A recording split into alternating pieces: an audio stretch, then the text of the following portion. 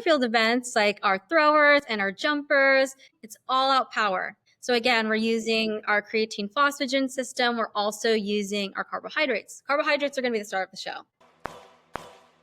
Sports Nutrition for Teens, where we talk all things food, sports, and nutrition for peak athletic performance. We'll learn how you can eat in order to take your game to the next level. This is not your mama's podcast, but she is welcome to join us. Stay tuned to find out how to eat well, feel good, and look great to be the best athlete that you can be. This is my time.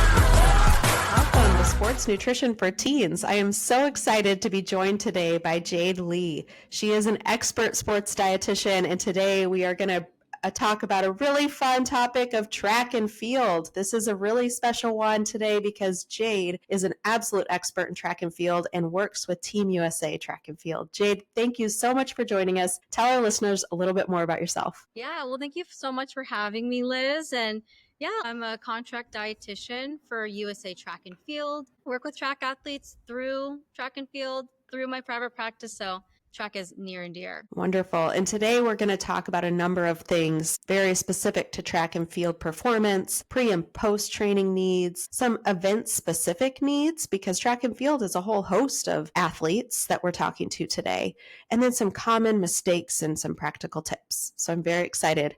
Let's dive right in. Jade, can you lead us off with how does nutrition impact the teenager who's trying to be a track and field athlete? Yeah, well, I feel like we all know that nutrition really, it impacts everything. The short answer to your question is everything. Absolutely. If they want to do well off the field, they've got to fuel well for the field. Everyone wants to know what to eat. That's a lot of the reason they tune in. They want you to tell them what to eat. But with track and field, when they eat can be extremely important. So can we start there? What should our athletes know about meal and snack timing in this sport? These track meets, oftentimes they're either right in the beginning of the day and then we have long days after, or they're sandwiched right after school before all the other extracurriculars, homework. And so really the foundation of it all is how well are we eating holistically? Are all of our breakfast, lunch, dinners, are all of our meals, are they well-rounded? Are we eating enough? Period. And then we get into the nuance. So is track one of those sports where you could just maybe get away with eating like 2 meals a day? Definitely not 2 meals a day. I know that sometimes we're rushing out the door for breakfast. Breakfasts are rough. Nerves can get the best of us on those meet days, but definitely we need 3 meals a day. Does not matter what event you're in, regardless if you're a distance runner, if you're a sprinter, thrower, jumper, you name it. We definitely need those 3 meals. We want to make sure that we're utilizing every single meal and snack as an opportunity to fuel ourselves. By eating 2 meals a day, we're really robbing ourselves of a big opportunity to be fueling ourselves right. We talk a lot in different sports about the sports performance plates. Are those something you guys use in track? Flexibility is so key. And so we definitely use those, those plates. There's a little bit of nuance to it for sure when it comes to all the different events. Every athlete, every sport, they have different needs. But the balance plate I really love because it really hones in on consistency is key and also maintaining some form of flexibility. Just so that way our overall life feels really good. Our sport is fun. We're eating really in a fun way. What about this before training or before a meet meal? Ideally, we want to be able to have and maybe around 30 minutes before. We definitely want to have those quick starches. We want that quick form of energy. If we are able to sip on electrolytes, we're starting to get ahead of our fluid needs and our electrolyte needs. That's wonderful. But we can even look at it from even earlier in the day. So making sure, did we have a well-rounded breakfast? If our practice was, in the afternoon or after breakfast, did that, are we setting up a nice stage? Was lunch good? But yeah, when we're looking for those pre-meals, we really want those quick starches right before practice. Maybe some of us don't really like running or training on a full stomach. That can be trained. Definitely about 30 minutes before, we want some quick starches. So maybe fruit snacks, maybe it's some fruit if we can tolerate it. Maybe it is sipping on a Gatorade or a Powerade. Really hit the carbohydrates, electrolytes, and fluids all together. I was at a high school recently and saw a bunch of kids with their pre-practice snacks after school, getting something to eat. And I saw a lot of protein bars out. What do you think about that before track practice? Yeah. Well, on the one hand, I'm so glad that people are fueling really right before we go. Our rest and digest is not primed. And so when it comes to proteins, one, we're really adding a lot of extra work for our body to be able to convert Mm. that to energy. And two, because proteins are digested so much slower than those quick starches, they might not even be converting into energy at all. So we're really just kind of having this protein bar or protein shake, having it sit in our stomach, and it might not be doing the work for us that we think it is. Maybe they could save that one for after the training. Yeah, yeah. Protein, we definitely want to see after the training. So, yeah, pre training, we want the carbohydrates, we want the electrolytes, we want the fluids. Post training is really where recovery starts. So, as soon as we start eating after after practice, that's when the recovery starts. And so, that's when we want to see the protein. We want to build and repair all the muscle fibers that we broke down, any connective tissue, any muscle building. We want to be able to start that process right away. It can help out with muscle soreness. And then bringing it back to the starches again, we also just burned a ton of our energy. We can start to really dip into some complex carbohydrates. And then, chocolate milk can also be a really great post-practice snack. We have our carbohydrates, we have our proteins, we have a little bit of fats in there, and it's, overall delicious. Okay, so I'm hearing the pre-snack is a little different than the post-snack. Both very important, but a little different. We want a little more of that go carbohydrate beforehand and some of that complex carbohydrate and protein after. Can you talk a little bit about the recovery? You mentioned that there's all these things that need to be recovered. Why is that important for this track athlete specifically? Yeah. Well, recovery, first off, it doesn't matter what event you're doing. You're doing some pretty strenuous work. I think I don't need to speak for the athlete there. I think they know that pretty well. But regardless of the sport, every time we exercise, we are breaking down muscle fibers. We're depleting our electrolytes. We're depleting all of our, stored glucose, our stored energy. We're really blowing through all of it. And post training, our body is still in a mode where it might still be breaking things down. We still need a lot of energy to rebuild all of those things back up, which is why just in general, flat out food is going to be really important after. So really getting that breakfast, really maybe getting that evening snack if you're feeling hungry for it. Definitely don't want to be going to bed hungry, just because all of those nutrients that we have even after dinner, we're going to be using that especially during our sleep to recover for the next day, because we know the next day practice and our school day, we need to fuel up for that too. So it's really fueling up for the next day too. Yeah, and I think some of these athletes, middle school, early high school, are still learning that nutrition piece is part of that ability to perform, because if you don't have the tools for the next day, you get out at that practice or at that meet, and all of a sudden your body is running on empty. So it's so important to start putting those pieces together. And for track, these athletes are so explosive, they're so strong, and they work so hard. But if you don't have the materials to build after that practice, it's not going to be as strong as it could be, or as fast as it could be, or as healthy as it could be. In high school, one of the wonderful gifts of practicing being intentional about nutrition is you really start to notice we can create consistency in how our day is going to go. We do have control over how our practices are going to feel, how the meets are going to feel. Yes, that's so important for those, especially when you're at the level that you're working at, where they are needing to compete consistently and at the very top all the time. You don't have room for a bad night that you just were too tired and went to bed. Yeah. And I would even speak to competition day. We really want the meet days to feel like the training sessions, just like how we're practicing for the race. The same thing goes with our pre, post, maybe even during practice nutrition. If we can really mimic it, we can feel really strong in practices and therefore feeling really strong in the meets. We're not eating new foods. We're not eating maybe some foods that are a little bit higher risk for some foodborne illness. Yeah. And so when we're thinking about our sprint athletes, we're really thinking about quick, explosive, short running distances. So we have these all-out bursts. Carbohydrates are the star of the show here. And so when it comes to our sprinters, those quick starches are going to be really, really key. And so we want to be able to have all of that glucose, aka energy, at the ready, instead of dipping into our energy stores, which is not efficient and doesn't feel good. And I will say with the sprinters too, looking at it outside of the actual sprint itself, I know that sprinters do a fair deal of weight training. And so I really, really hone in on the importance of eating really well all around.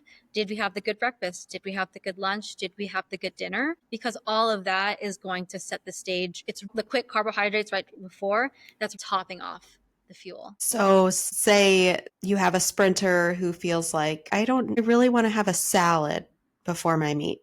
What would you say to them? Having that salad before the meet, one, love that we're eating. We're trying to fuel, but there are definitely better ways we can do it. It's like the equivalent of putting water in your gas tank when really we need gas. And so the salad really is not doing us much of a service again as we think that it is. If we're going to eat, we might as well do the thing that's really highly effective, and that's going to be those quick starches. If we do want something that feels a little bit light, maybe we don't want to eat like a whole sandwich or we can't tolerate that right now, a go-go squeeze, those applesauce packets, those are wonderful. They're really easy to digest. They're a little bit hydrating too. So those are always really good to have in your training bag. What about for our long distance runners? What do you suggest for them? Yeah. So for the long distance runners, again, I don't need to explain to them how long they're training, how much energy they're burning, dissimilar to the sprinters. Like they're going for a long period of time. They're not doing those all out bursts in the same kind of way. And so the energy systems at play are a little bit different. And so when it comes to our distance runners, carbohydrates are still the star of the show, but also so are fats. Yes, we want those quick carbohydrates, just like those sprinters, 30 minutes or so before you go. However, when it comes to those distance runners, really making sure that we're eating enough all around. We're burning a lot of energy during the runs and the long runs, all the long practices, the long races. We want to make sure that we have enough energy, period. We want to make sure that we're eating really well beforehand. And so whether or not that's having a breakfast that has our carbohydrates, we have some proteins, we have a little bit of fats, those are going to be important. Timing is going to be really important for our distance people too. And so that requires, I would say, maybe a little bit more planning for our distance runners. And so just really making sure we're eating well-rounded meals overall, and then tapping into those carbohydrates up before. So if they had 2 or 3 training nights that they decided they were too busy to bother with a great recovery meal, they're going to feel that as they get into their race much more so than maybe some of the other specifics. They're probably also sweating more as well. So hydration is really, really important. And we can actually prep our hydration and our food. We can prep for that days leading up to the race too. So maybe if, we're not the kind of person that we're going to eat a big meal the night before the race, I totally get it. What we can actually do instead is, a day or two before the race, maybe we just slightly increase our carbohydrate intake at all of our meals and all of our snacks. And then maybe we just sip on a little bit more water. Even if we are kind of tapering out, coach program something pretty light before the meet, we still want to be intentional. We don't want to eat less because we're tapering for the race day. Well, that's a great point. So what about for the other field events? Can you talk a little bit about those specifically? Yeah. So for our other field events, like our throwers and our jumpers, it's all out power. So again, we're using our creatine phosphagen system. We're also using our carbohydrates. Carbohydrates are going to be the star of the show. Again, creatine, we can get that through meat during the day. But carbohydrates are going to be the star of the show. So really having those quick starches again, 30 minutes before, wonderful. We still want those electrolytes because again, meet days are long. Maybe your throwing event is at the very, very end of the meet days. We want to make sure that we're staying hydrated under the hot sun. And I'll say too, with our jumpers and our throwers is even you're doing multiple jumps, you're doing multiple trials, same thing with our throwers. And so if you're able to actually sip on your Gatorade, sip on your Powerade, maybe have a fruit snack, get that go-go squeeze in between during the event. If you feel like you want to fuel during, that's totally great too. So that's a little bit of a nuance that our field athletes have that, our distance runners and our sprinters maybe don't have the luxury to do.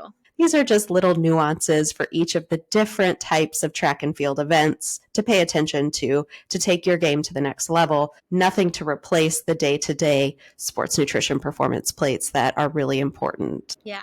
It's kind of like it's topping off our gas tank. And each of them need a little different way to top it off, which I like. So what are some of the most common mistakes that you see track and field athletes making? Yeah. I have a little bit of a list here because I hear them a lot. So I think One of the main ones that I hear from a lot of folks is, I want to feel empty. I want to feel light. Feeling light is Mm. going to make me go faster. I can understand the logic in that.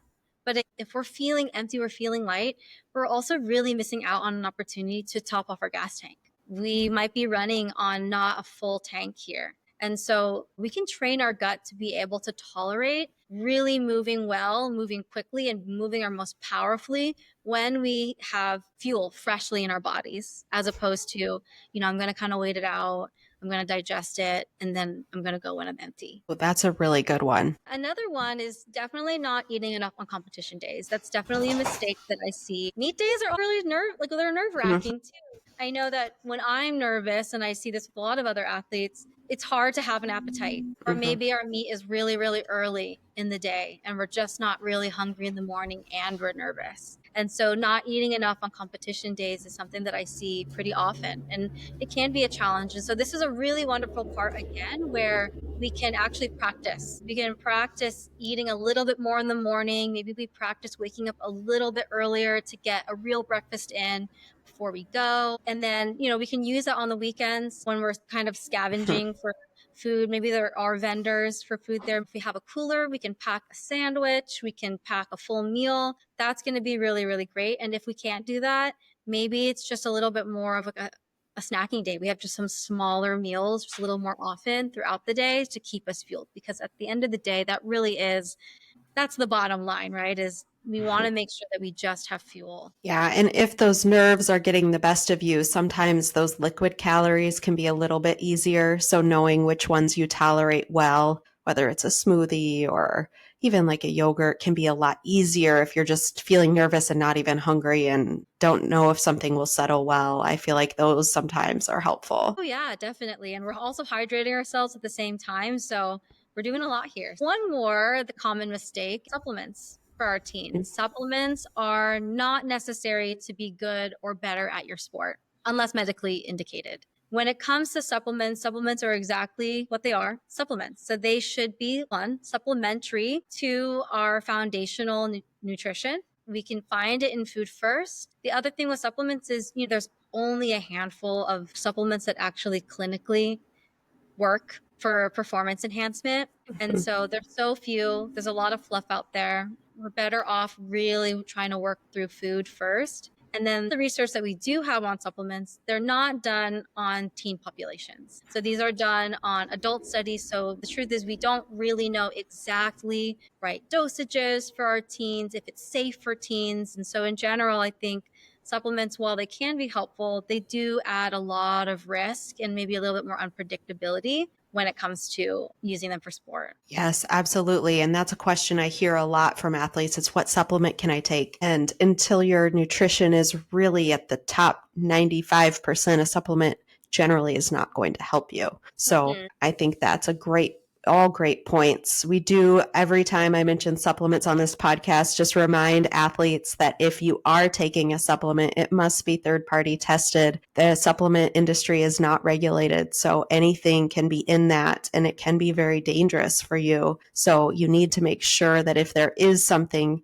that you're taking, that it does have a reputable third-party testing to know that you're not getting a banned substance or, heaven forbid, something that could be toxic to you. Yeah, for our teen athletes here that really have big goals and dreams to compete in college and maybe even beyond, the third party testing is really important. You have serious repercussions. We can get disqualified and it can be totally innocent. And so actually getting in the practice of, one, being really smart with supplementing, whether or not it's using them or not. And if we are using them, third party tested, we know that they're safe. Just having those good habits now are going to be huge if we move on to college sports and beyond. Yes, and hopefully some of these teens listening will one day be on Team USA working with you, and they will be reaching their goals because they learned all this stuff so young, so they were able to excel beyond their peers. But if there's only one thing that these teens can take away listening to you today, what would you hope that piece of advice would be? We can be intentional and we can also be flexible. And so when it comes to foods, we can enjoy the foods that we already really like.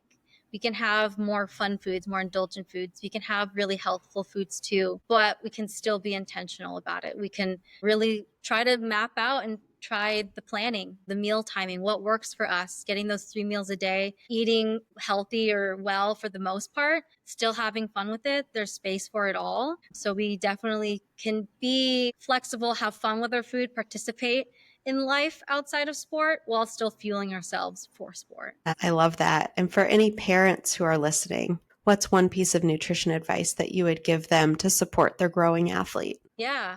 I think the first one, definitely for parents, are have these conversations with your teen. Ask, how can I support you? Do we come up with a schedule together? This meal schedule, and having that communication of what groceries are we working with your teen, making sure they have those foods available for them. And I think that working in a partnership can be really collaborative. It can be really inspiring. And then my other thing for parents too is we can also be really, really great role models, even if we're not an athlete. Can still be really great role models for our teens too. So it's eating flexibly, eating intentionally, having fun with it. That all matters so much. Yes. And having that food positive attitude, which is kind of what I'm hearing from you. I feel like there are a lot of parents that will say, I can't believe they're eating that and I can't believe they're doing that. And just the encouragement, I think, goes a lot further than pointing out the negative. Mm-hmm. Yeah. And, I have faith that our teens are really, really smart. They want to figure it out. Being able to give them the tools and the safe space to practice and figure it out in a really nice, supportive, safe place. I think that's the best that we can give them. And then that's on them, right? To build those really wonderful habits as they move forward. Absolutely. Is there anything that you want to say about eating disorders in the sport? Yeah. Well, I think the first one is, eating disorders, disordered eating, they definitely don't discriminate. I see a fair deal of it in my work too. It's not always intentional. And so I think in general, checking in with yourself, asking yourself, hey, do I feel like I'm being restrictive?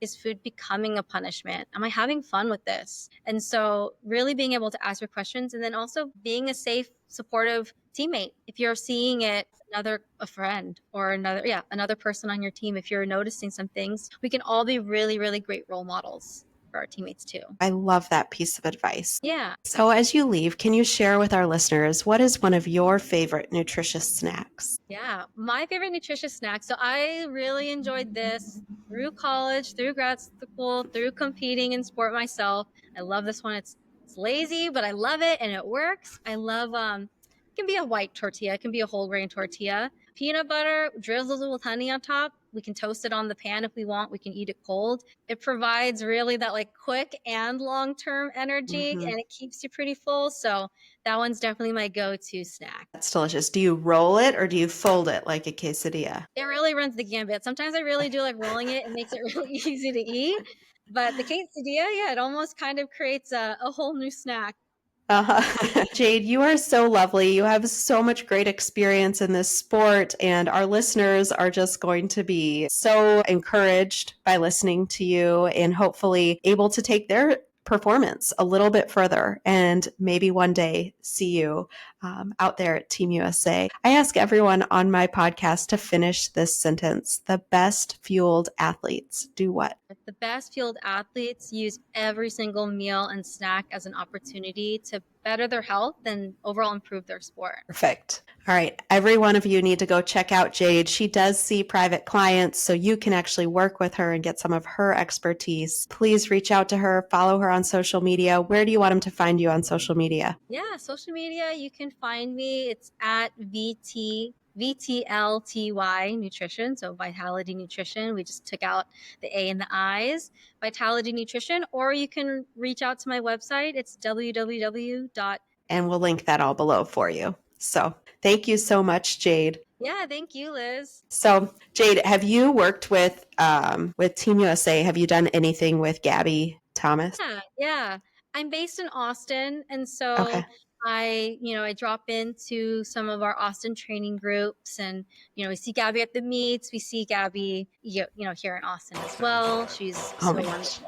She's incredible. Oh my gosh, she's incredible. Well, Jade, tell Gabby hi for us. This is my time. I'm on the rise.